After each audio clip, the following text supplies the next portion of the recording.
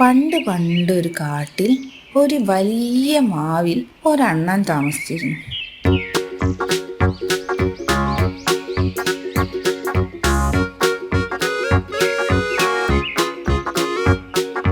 അവൻ ആ വലിയ മാവിൽ നിന്നും മാങ്ങകളും കഴിച്ച് സന്തോഷത്തോടെ അവിടെ കഴിഞ്ഞു പോന്നു.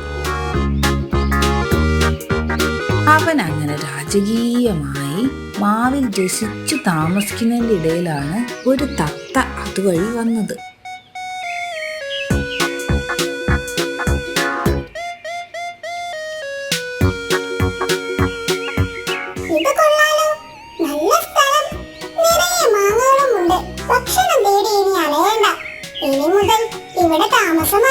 അങ്ങനെ ആ തത്ത മാവിലുണ്ടായിരുന്ന പൊത്തിലേക്ക് താമസം